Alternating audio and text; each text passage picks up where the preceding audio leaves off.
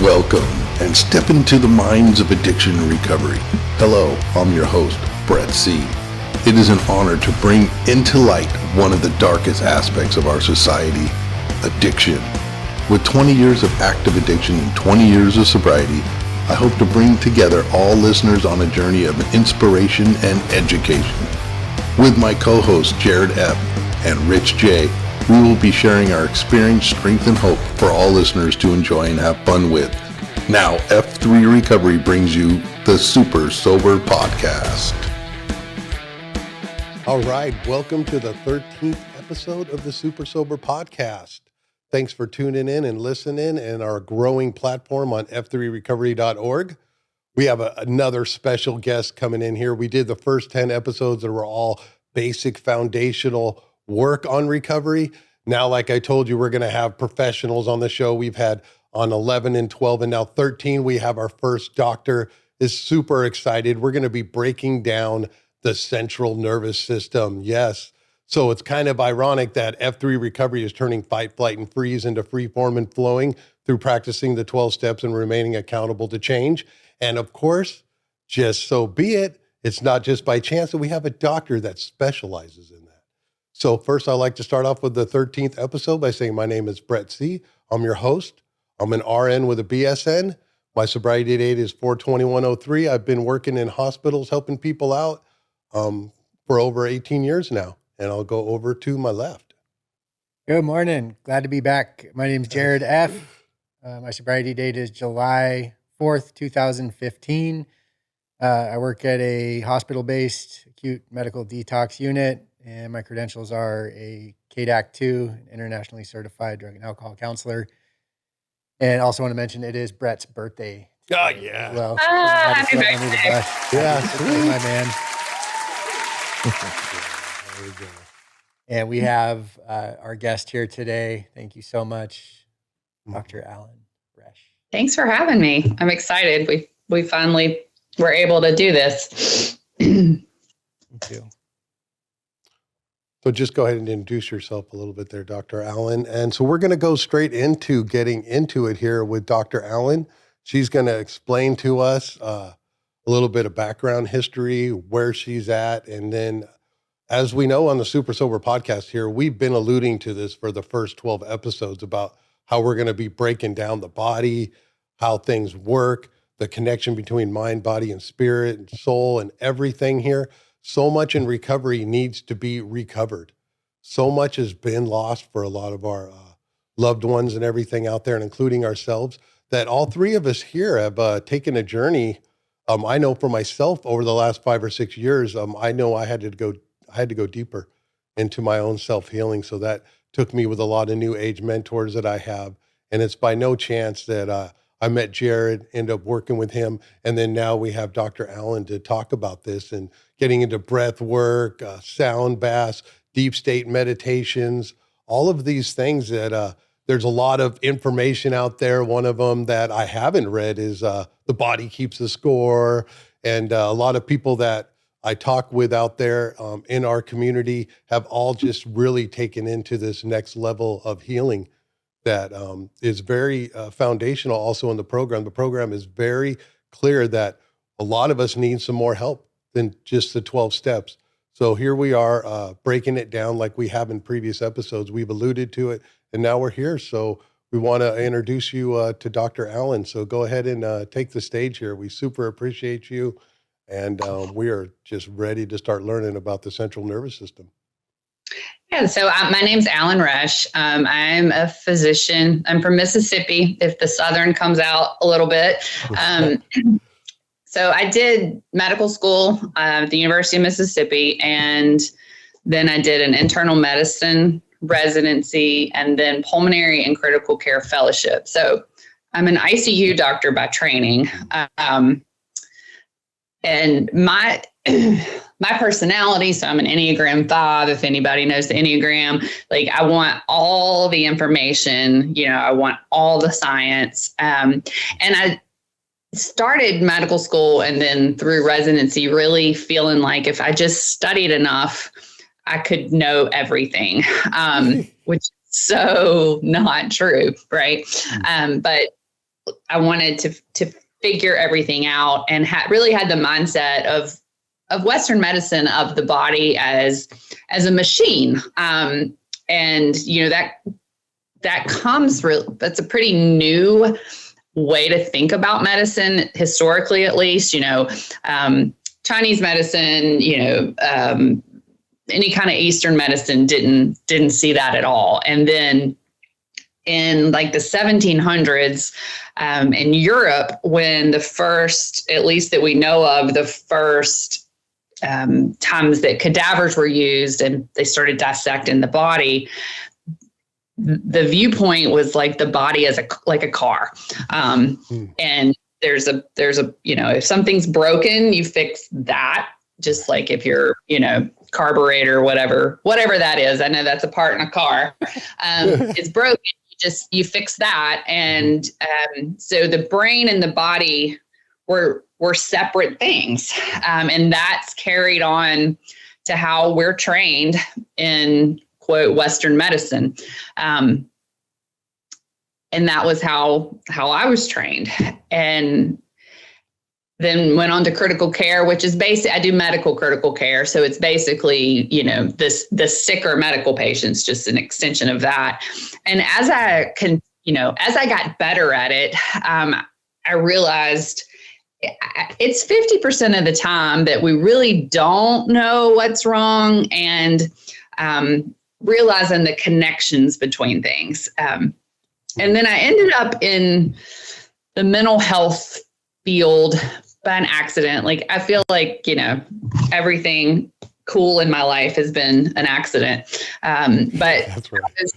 I was looking for a break. So this was pre-COVID. This was 2018, 2019. I was looking for a break from the grind of the ICU. And this person I knew was starting a treatment center, an inpatient treatment center. And they wanted to bring like a really holistic approach. And so I was coming in I'm not a psychiatrist. I was coming in to do their detox, which I was really familiar with, doing inpatient detox when I worked at the VA. You know, those people would just go to the medical floor. And then doing, you know, after people were through detox, just talking about general health, like how to eat and how to exercise and how all these things affected the body. And through that work in there, I was exposed to all these things. You know, I had done therapy, which was talk therapy, and I had done some EMDR, but I was exposed to the most brilliant therapist I've ever met. And Mark Pimsler, he's out of Tennessee, but he came and did a training, and part of the training was like, we were the clients basically working in group, and doing experiential, and just really seeing like the things that, like, how you could feel these things working, but like, how does it work? When you try to explain it, it's down kind of crazy, right? Like there was this thing that I had been holding on to, even through EMDR and everything, that caused a lot of shame for years.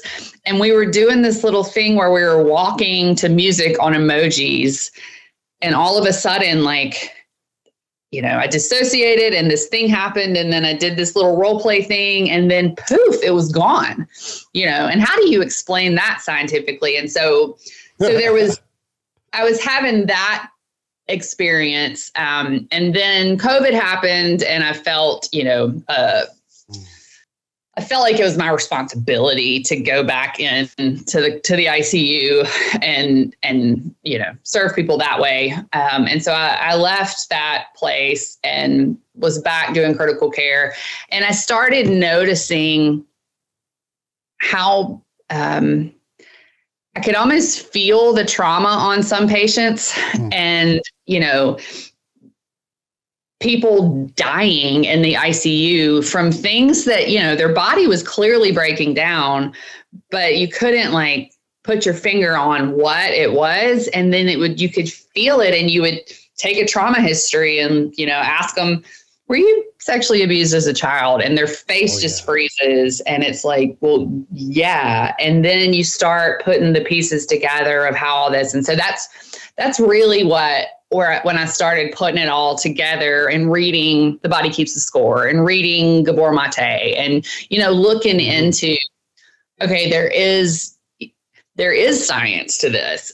This isn't just this complete mystical woo-woo stuff, there is. And so I really, I still work in the ICU, but I also do group and an intensive outpatient that's mental health. It's not purely substance abuse, but we get plenty of people, that substance abuse is their issue.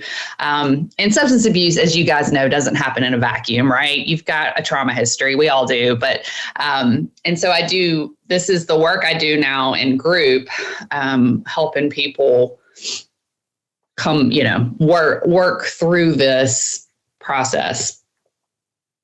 So that's how I'm here. Love it. Right on. Thanks for sharing that stuff. Yeah, that's really awesome. I love all of where we're going with this.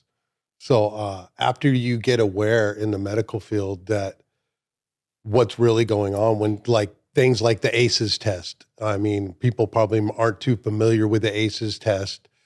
With one of the doctors that came out about that. I remember they had our whole hospital take the ACEs test, and that's the Adult Childhood Experiences Test. And right, no, that's the what is it again? Okay, yeah. So Adult Childhood Experiences Test, and that's basically gives you a baseline of what's going to happen to you later on as an adult if you don't take care of these traumas that have happened to you. So basically, a lot of the science is out, right? That 80% of all the diseases that we see are created through the mind. And it's like, whoa, what a shocker that is, right? Yeah. And it's when you talk as a doctor about it, I have to be real careful that explaining that it doesn't, when a lot of people hear that, they think what you're saying is they're making it up. It's all in your head. Yeah. It's just anxiety. And so I have to really explain, like, you're not making it up. This is really happening in your body. However, this is where it's originating, and this is why. Yeah, that is so powerful. And it's so relatable to our patient of our listening population. That 50% of the men, the statistics that are out in recovery, that 50% of the men and 80% of the women have either been emotionally, mentally, or physically, sexually abused. So we're dealing with this population, and we see this work so well on our addiction population, but it also goes collaterally to all of society. So, I mean, the statistics are out. This isn't some hocus pocus that we're talking about, that there's so many practitioners of actually doing this. And as working in the hospitals as long as we have, Jarrod and I and you, that so many times they're just looking to label things as a diagnosis. And after so much of this and working it on myself and other people that we see, that the psychological entanglement has to happen too, because it's coupled to the body. Everything's not disconnected, like what you were saying. It's not just fix this part. It's like go into the well and fix what's down deep in there. Because that's going to, if we don't fix that, and it's going to keep on manifesting and it's just going to show up. Going to show up again. Right. Just, it's like the whack-a-mole, Exactly. Take something down and it's just going to shoot up somewhere else. And that must be so frustrating on your side of the things with the knowledge that you're sharing with us now as a doctor. And wow. Well, it's hard to treat in a lot of people because it's work, right? There's not a pill to fix this. It's work. And and people, there's a lot of people that don't want to do the work because it's hard.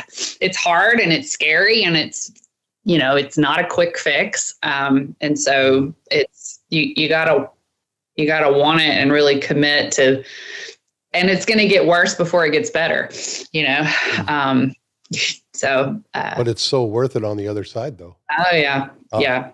And you're never done, right? You're never done. The work is never done. Yeah. I'm just so glad that there is at least one physician out there that is starting through your own work to explore this kind of stuff and be able to, I mean, when you're talking about, like, I'm looking at this patient, I don't know exactly what's going on, and you can feel their trauma. You have no idea how refreshing that is for me to hear. Mm. It's just unbelievable. And the other thing too is like, we talk a lot about the population of people struggling with substance use disorders, mental health and stuff like that. But I mean, what our society really is faced with is multi-generational family dysfunction and trauma. This is not specific to substance use disorders, but I think it's probably closely tied to most of our mental health issues. Oh yeah. Yeah, definitely. Unreal. Well, let's move forward right here and let's just break down the central nervous system. Most people have no idea what's really going down and what is propelling us with the whole energy system of our body, the afferent, efferent, sympathetic nervous system, the parasympathetic, what neuropeptides, neurochemical, this miracle machine of our body. They just don't teach us what's really going on. And all of the new science that's around it is so exciting to geeks like me and Jarrod and a lot of us out there in the medical field. I mean, we're all exposed to, we get this really great insight when we go into the medical field to study all these things. And of course, you on the other side of that, being a doctor, let alone the nurses and the paramedics and the firefighters and all of us breaking it down. And to see this evolution come up here of what they've known in traditional stuff in India and a lot of other healing places of the planet that's just naturally passed down, that it was overlooked and is in the Western and the Eastern medical practices that you were alluding to. So I know you wanted to break down the nervous system. Let's take a deep dive on that. So you have your central nervous system, which is your brain. Your brainstem comes down, spinal cord, and you have all these nerves that go out to control things, right? So I can, I'm picking up this drink. There's a thought happening to make that happen. But you've got this whole other part, and it's called the autonomic nervous system. And autonomic's just another word for automatic. Yeah. So this system is all the things that happen that you don't have conscious control over. So I can think as hard as I want to digest my food, but that I can't make that happen. And if you think about all the processes that are having to occur to keep you alive right now, just in this moment, right? My heart has to beat. It's getting signals. If I get, if somebody walks in and scares me, it's going to rev up, all that's happening. My food is digesting, my cells are making stuff, right? My immune system is working. There's hormones being secreted. All of those things are happening without conscious thought. And that is through the what's called the autonomic nervous system. And the main branch of that is the vagus nerve, which comes out of the brainstem and runs to, if you dissected and had the vagus nerve, it's not just one nerve. It's a big nerve coming down, but then it just branches out into thousands of branches that innervate every single organ in the body, blood vessels, skin, all your organs. And then next to that is the sympathetic chain that's running down your spinal cord. And these work in concert. That innervates all your organs as well. And when we're not in a stress state, which is, rare for a lot of us, right? But when we're not in a stress state, that system is doing all those things. It's not dormant, just laying there waiting on a stressor. It's keeping us alive. It's working on all these things. When a stress comes along, it switches its priority. So those things are still happening, but they're put on the back burner in a way. And it switches its priority to whatever the immediate threat is. And that's where we get into fight, flight, freeze. So if you think about this, from an evolutionary perspective, this is the tiger coming, right? And this was designed or evolved, whatever you believe, to deal with the threat right then. So either the tiger eats you or it doesn't. So it's a short-term response. And if I survive it, then it should shut down and I should move on. And if you look in the animal kingdom, this is what happens. There's a book that the science is out of date because it was written in the 90s, but the principle holds. The book was called Why Zebras Don't Get Ulcers. And humans are the only animal that can suppress the natural progression. So we can't suppress the fight or flight initial response, but what we can suppress is what happens next. So this is if you watch animals, they're going to complete the stress response. And a lot of completing that response is the energy that goes into the fight, is the energy that goes into the sprint running away. There's a video, if you Google polar bear trauma, it's going to come up. It's a YouTube video that's like a couple minutes long. And it's some scientists, so animal lovers, the polar bear is not injured. There's scientists in a helicopter chasing a polar bear to tranquilize it, to do like a wellness check on it. And the polar bear is running from the helicopter. They're coming in low with their gun. So it's running. They hit the polar bear. It's tranquilized. They're down there, checking its paws and doing whatever. And they're videoing the whole thing. And as the polar bear starts to come out of the tranquilized state after a few minutes, its whole body is tremoring.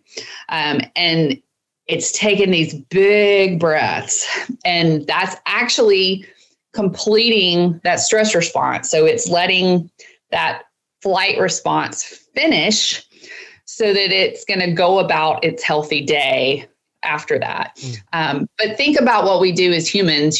Somebody's just had something really, scary happen, and they're shaking and they're crying, and we come up and we go, shh, it's okay. Shh. When that's like their body doing what their body should do, but we tamp that down. Or, you're at work and you get an email that just lights you up, right? And you compartmentalize. I do it, right? You guys do it. You see some bad outcome at work. I can't go fall apart crying because somebody just died. I got to move on. So just get stuffed, right? And so I'm stuck in that state. And now all those functions that got put on the back burner are still on the back burner. Yeah. And things start to malfunction because I'm stuck because I never let it finish, or I never deal with the thing that's causing it to continually be triggered.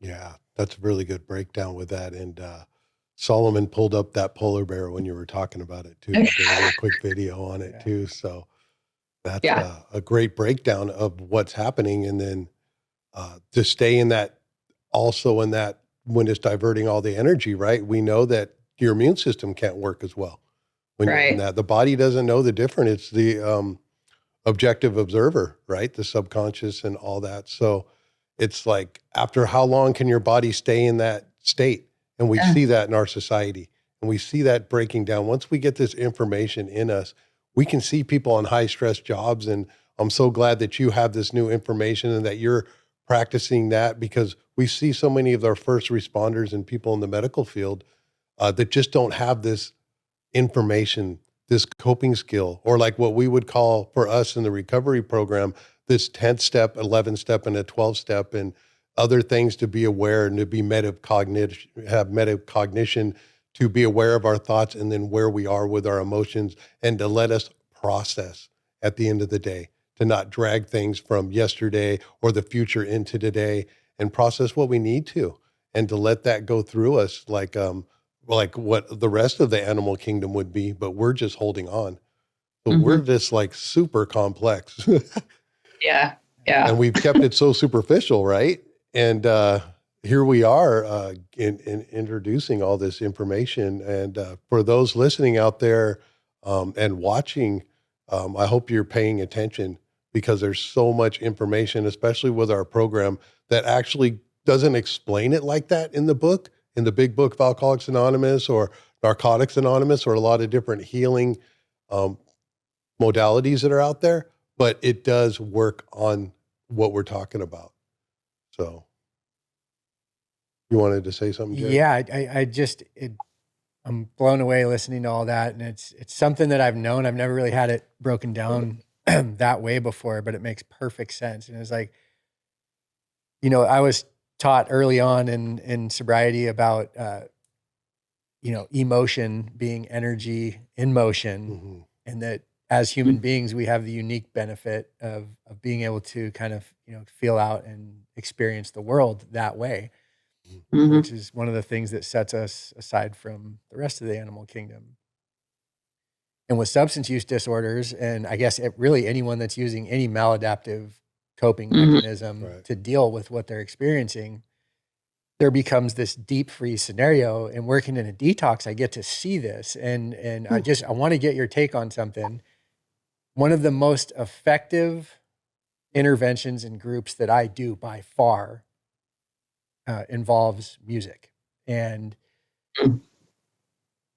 I watch it happen day in and day out. These guys and gals, they come in, and I use the analogy of a deep freeze. So they've been pouring alcohol or whatever the substance is on their central nervous system, essentially. And they walk into us as a deep freeze. And as those substances are eliminated from their bodies, they start to do what I call thaw out.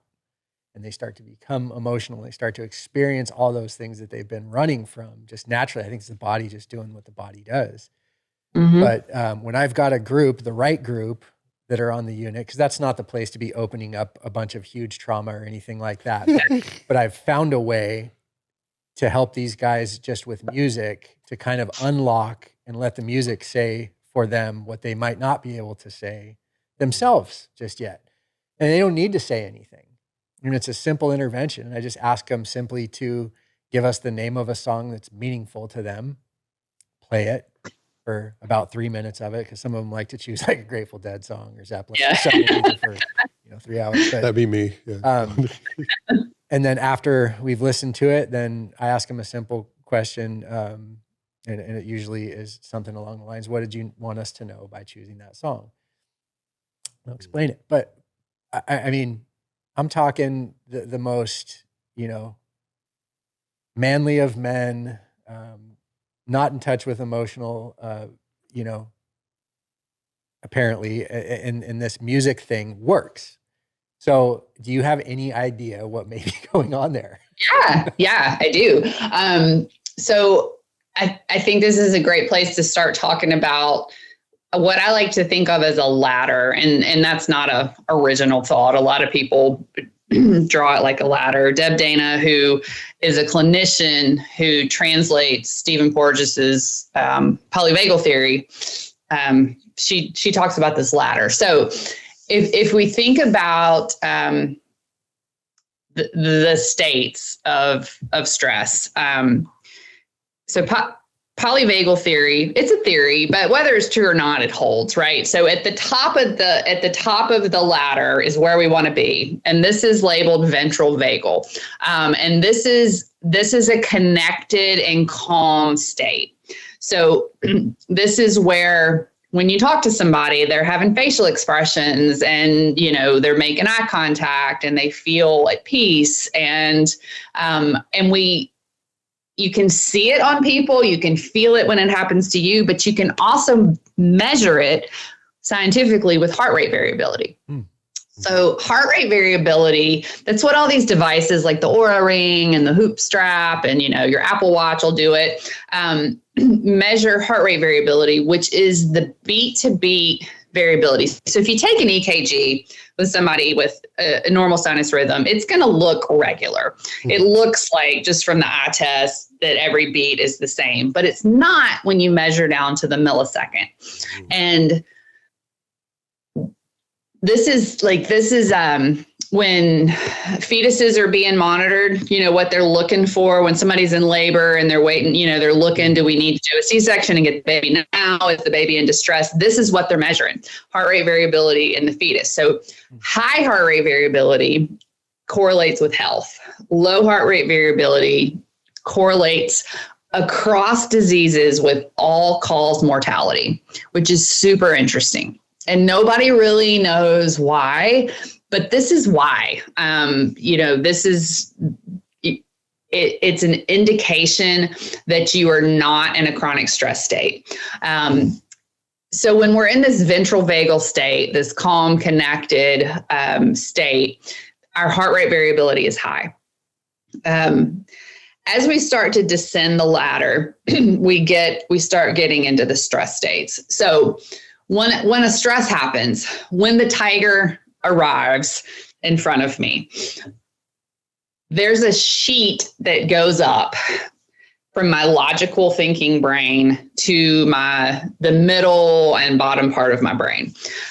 Because, and this makes sense, right? Because if I had to see the tiger and then make a logical decision about the tiger's intentions and then what I should do, I'm losing seconds that could be the difference in life or death. So this thing goes up and I am out of control now. I don't get to control what happens. And my autonomic nervous system makes a split-second decision. And the first rung of the ladder down is fight or flight. So this is that surge of sympathetic energy. And can I fight or can I run away? And it's going to pick, like I'm not making the conscious decision, it's going to pick. In our lives, we're not fighting tigers, almost never at least, right? Thank God. But we are dealing with, the boss that is yelling at us for something we didn't do. And it's dealing with traffic. It's dealing with a spouse, relationship it's dealing with kids that are screaming at night when you're, trying to do your work. And this fight, we're usually not punching people, but that fight looks like anger. And then the anger gets suppressed usually, right? Because I can't go around punching people at work or I'm going to get fired. And so I just stuff it. Right? Flight, where am I going to run, right? I can't take off running from the email. I'm not going to run out of my house. My kid is screaming, right? And so flight looks like chronic anxiety or substance use, because the way I can run away from it is to get high. And then I'm not dealing with it. Back to the Serengeti, the tiger. If my nervous system, if this unconscious part decides fighting or running is not likely to result in survival, I can't get away and I can't fight it off, then it goes down a notch into freeze. And if you've ever felt this feels like this drop into your stomach, and it can feel like dissociation. And so if we look at animals, this is playing dead. So this is the possum playing dead. Another YouTube video, you can Google impala and trauma. And there's a video of a cheetah that has caught an impala. And it's got it by the neck it's actually got it by it's trying to suffocate it. So it's got its mouth, it's got its nose and its mouth and in the mouth to where it can't breathe. And the impala looks dead. It has there's no movement. It has flopped its head. You don't see breathing. It looks dead. Well, this other animal comes up and scares the cheetah away. So the cheetah lets go of the impala and runs off. And the camera stays on the impala. And after, 5 seconds or 10 seconds, you start to see these big belly breaths in the impala. And then it starts to stand up and it can't really stand. And then it does this shake and then it runs away and it's fine. And that's the play dead response. We don't fall over and play dead because, that would be weird. What we do is usually dissociate. And that feels like I'm floating above myself. I'm watching my life. An extreme example of dissociation is the child that is chronically sexually abused. And this can end up in adulthood as dissociative identity disorder, because it's truly like the child dissociates so much that is happening to someone else. That is not even me. With us a lot, it's not that severe, but it can almost feel like a drug, because you just check out and you're just kind of like, whatever. It's just this kind of like whatever state. It can look like depression. And the thing that happens with all of these responses is, we talk about muscle memory. If you're you're an athlete and you go, I played fast pitch softball. So you practice and you practice and you practice and you groove that swing. And I haven't played a game or hit a ball in 20 years. But if I picked up a bat, my swing would still be there, because I have grooved that pathway. And it's not muscle memory. My muscles don't remember. My nervous system remembers. And so just like on a road where there's grooves in the road where the trucks run over and over, I have made like a super highway to that dissociation pathway. And this was me, 10, 15 years ago. It became so like any stress would happen and I would just check out, and it felt good. And I had to really work to suppress that and try to make new pathways. The thing that happens, just like I said, the Impala, it got up and then it did the shake thing that we saw in the polar bear when it was in the flight response, is I'm ascending the ladder. And so this is where a lot of people fight against this, because I have to get back to calm and connected, I have to mobilize enough energy and go through that fight or flight. And so sometimes you'll see people bouncing between dissociated and anxiety. And then they get really anxious and it's scary, and then they dissociate again. And so it takes a lot of work to be able to tolerate that coming out and that anxiety, to tolerate it, to get back to connected. And all the way back to your music question, this was a super long answer for how's the music working. Music pulls us into that calm and connected state. And that's when I'm in that state. Now I'm out of fight or flight or freeze. And now I can process and do some work, and stuff happens. So awesome. Thank you. Yeah. And I got to say, this is kind of, I got off work early yesterday and I went and I saw the Bob Marley, the One Love movie. For those of you that don't know me, like I love reggae music, and I love Bob Marley, but I sat in this movie theater alone yesterday and watched this movie, and it was like, I was just in tears the entire time. And it felt so good. It was amazing. yeah. It felt good because you let it happen, right? Yeah. You didn't sit there and try to like be a tough guy and I don't cry, because then if you did that, all that emotion's getting stuck somewhere, right?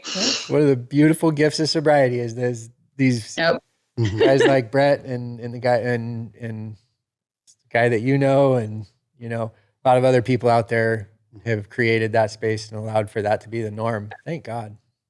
People in recovery are the coolest people I know.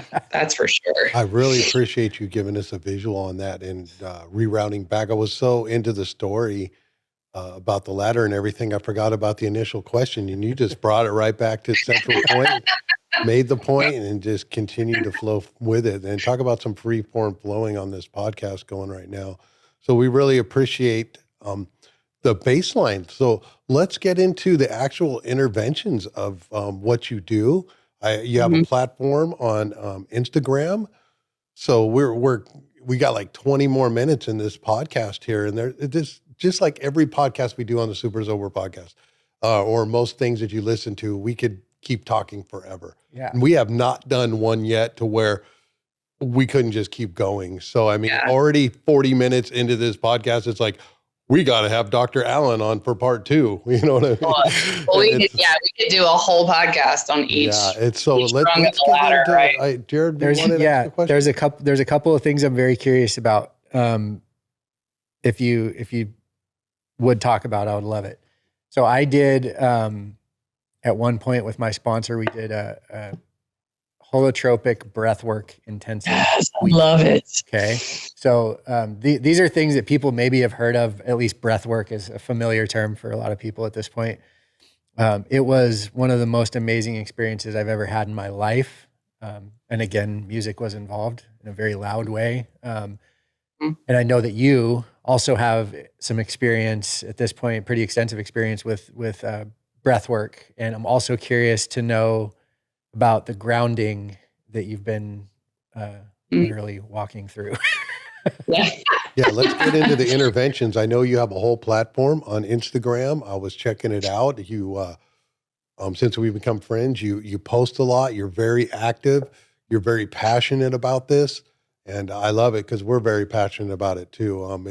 I found a whole level of stress on my body that I got released through working with different people that practice this stuff.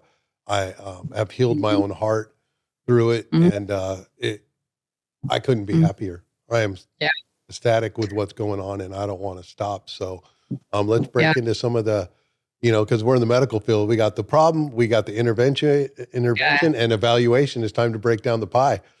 Yeah, we could do a whole. We should do that. We should do a whole thing on like the heart brain and the gut brain and the immune system and the miracle machine. Cancer, I read a study that the people pleasing, so the fawn response, which we hadn't even talked about, predicts cancer. Like how crazy is that? Anyway, so let's talk about interventions right now. So breath is amazing because if we go back to thinking about the autonomic nervous system and all the things that are happening without control, breath is the one crossover. So if I'm not thinking about breathing, I'm going to breathe. But I can also think about breathing and control how I breathe. So it's like a hack into the autonomic nervous system. Breath work in general just means breathing in a certain way to achieve a desired result. So there's tons of different kinds of breath work for that reason. You mentioned holotropic breathing, which is amazing. So I actually will, oh my God. So I do online sessions. I can guide you through an online session. So we should do that. If anybody's interested, just DM me and we'll set one up. But holotropic breathing came from, there was a psychology couple like in the 70s that were using LSD to treat their patients. And then they got in trouble. And ears are perking up now. Yeah, they got in trouble. And so they were looking for a way to legally get the same result. And they discovered, I guess, holotropic breathing. And so this is a type of breath work. It's also got the name of euphoric breathing. It's hard, but the payout is amazing. You feel amazing afterwards. And it's the way you breathe is you start with so the depth of the breath is what's important. So I'm going to breathe really deep into my belly. When I say into my belly, it's not going in my belly, but my diaphragms sit at the bottom of my chest, like right at the bottom of my rib cage. And when they press down is when my lungs are filling to capacity. So a lot of us with chronic anxiety breathe with half our lungs. We're breathing up at the top and we think we're taking a deep breath when we suck our belly in and take a breath, but we're not. We're just breathing with the top part of our lungs. So if you are listening and want to practice this, put your hand on your belly and just real slow and controlled, just take a deep breath in through your nose and until you feel your belly poke out. Because when my diaphragms push down to allow my lungs to expand, they're pushing into my abdomen and all the stuff in there has to go somewhere. So it pokes out. So in holotropic breathing, I'm going to take that inhale and you actually breathe through your mouth in holotropic breathing, which is like counter to what everybody, you know, all the other types. But I'm going to take a breath in, and then I'm going to take another immediate, without breathing out, I'm going to take another breath in, and it's almost like I want to roll the breath up into my chest. So it's like that. And then I let the exhale fall away. So the work is on the inhale, and then the exhale falls away. And then we're trying to make it a cycle. We try to not pause. So it's, and it's when you're first starting, go slow. Disclaimer, if you have active seizure disorder, if you have uncontrolled asthma, or if you're pregnant, don't do it.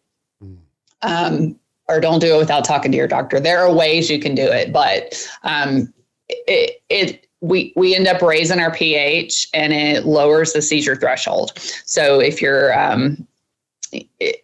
have active seizures, so if you had a seizure 10 years ago, that's fine, you're fine. But if you have active seizures, don't do it.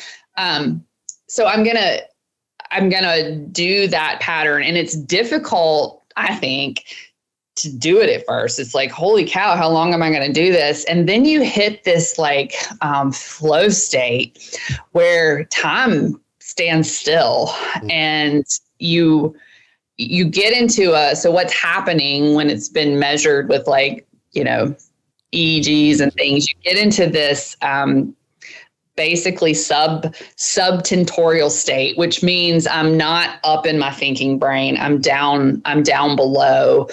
And stuff gets unlocked. And this is the crossover of the science and the mystical, right? I can't tell you exactly why all this happens, but it happens. And people have huge responses. I mean, tears, people writhe around on the floor, people, like, you know, I did a session, and one guy who didn't even know what he was doing, he got there and he was like, my friend told me to show up with $50. I don't even know what I'm here for. Yeah, those are the best. Yeah. And he was sobbing, and his words were, what the fuck did you just do to me? Are you a sorceress?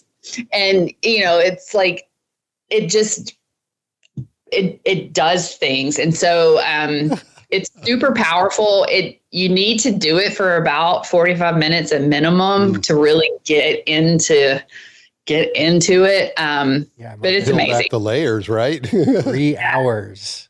3 hours per person. Yeah. Yeah. Did you think it was like 30 minutes when you came out of it? Were you like, how long was that? I don't recall time being even part of what I can remember. Yeah.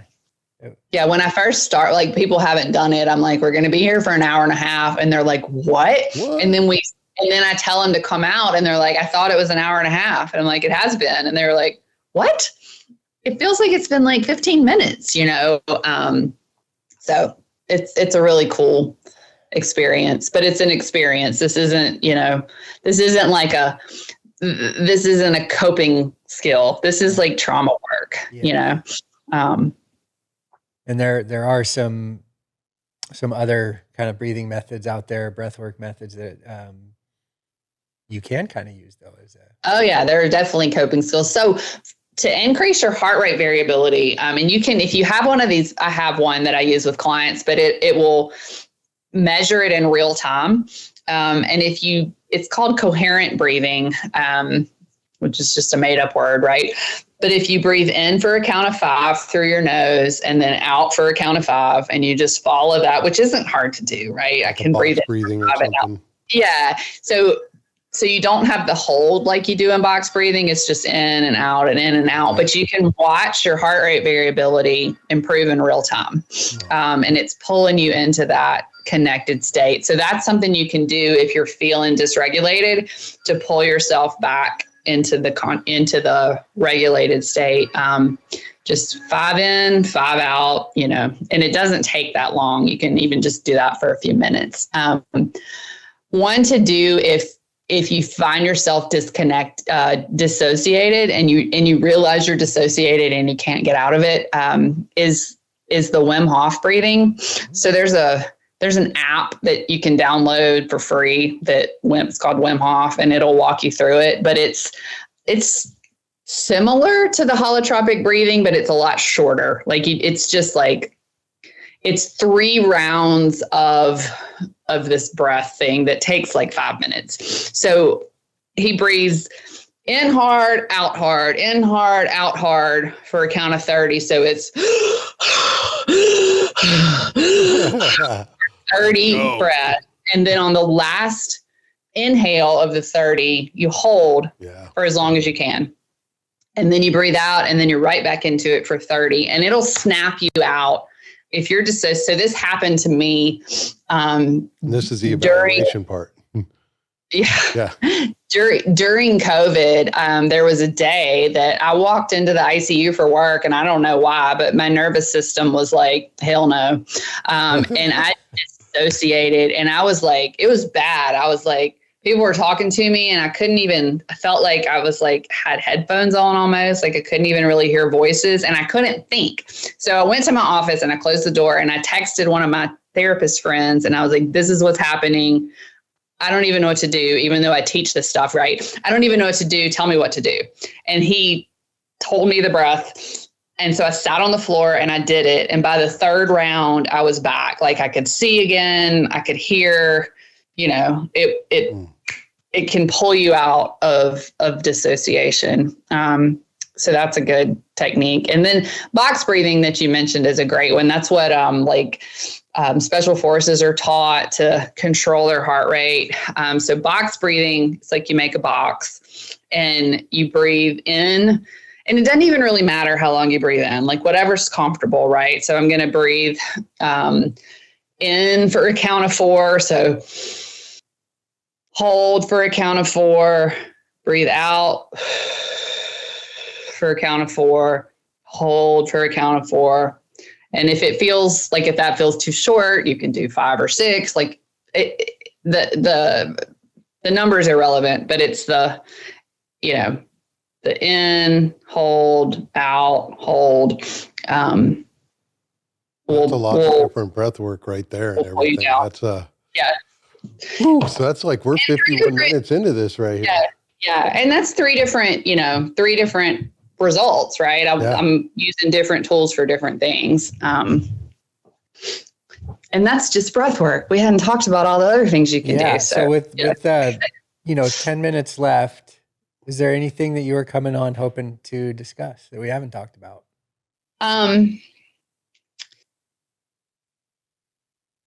No, well, I mean, not without talking another hour, right? I'd love to talk about the innervation of the heart and the innervation of the gut and how gut disorders are related to this and how cardiac disease is related and how cancer and autoimmune disease. I mean, with autoimmune disease, it's almost like find the trauma, right? I mean, your body is literally attacking itself. So and why? The whole theory on autoimmune stuff. I mean, it's the body's looking for something that's wrong and it can't find anything wrong. So it starts attacking itself. It's like kind of like right in our faces and so powerful. Because, we have all these diseases for all these names for all these diseases, but they're all just the body attacking a different part. And we still have no idea why. Right. So, because that's how powerful our brains are. Yeah. And then cancer's the other side. So my immune system I should be right here on the top of this U curve, right? Where I attack the things I should attack and I leave alone the things I should leave alone. When I fall off to the autoimmune immune side, I'm attacking myself. When I fall off to the other side, I'm not recognizing things I should attack. I'm so disconnected from my body. I'm not recognizing, which is part of our immune system's function, is to find cells that could become cancer, cells that have lost their way, and kill them. And so if I'm not doing that, then now cancer can grow. So I think that's a whole thing, right? But I think the one part we've left untouched about what we have talked about is the fawn response. And that's a mixed state between fight, flight, and freeze. And it's when you yes the threat. So a lot of women have this. This is the people pleaser type. This is where I suppress all my own needs and all my own feelings to make sure you're okay. Oh. And not just to make sure you're okay, but maybe making sure you're okay means you don't beat me up, right? Maybe I live with the abuser. And so I'm yes, whatever you need. Yes. Because if I don't, you're going to hurt me.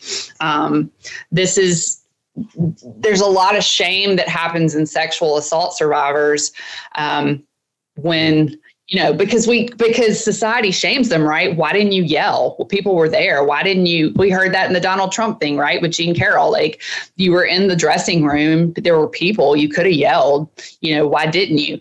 Why didn't you fight back? And then you start to go, why didn't I? Why didn't I do that? Well, that's screwed up. Did I want it to happen? Is this my fault? But this is your nervous system because again, it's the tiger, right? If I fight this person, if I'm a child or if I'm a woman and somebody stronger than me is doing this, if I fight, I'm going to get hurt worse and I can't run away. And so the best way to survive this attack is to freeze and to just go with it, right? And that's a survival mechanism. That's not because I wanted to do that. Well, you weren't taught to be a fighter as a kid. Yeah. Yeah. Well, as a kid, how are you going to fight off an adult? You're not. You just get hurt worse, right? Because so you just learn to go limp and take it. And then that carries, just like I was talking about laying down the pathways, that carries on to life. This is the people pleaser. This is what I said earlier about, in Gabor Mate's work, there's some studies where the fawn response predicts cancer. Because you've trained your whole body to do this, to just leave the threat alone. Man, wow, that's such good stuff. Yeah. Go ahead, Jarrod. What else do you got? No, that's just super powerful to hear that. It makes a lot of sense. Well, this has gone by extremely fast here. I hope everybody has really liked what we have laid down this foundation on a first podcast. We have to come back and do another one. Of course, there's so much more to talk about. There's so much inspiration. There's so much information out there. The people practicing it. We're not just talking about Dr. Allyn. There's huge platforms all across the planet that are doing this work. Everybody from like Joe Dispenza to flipping.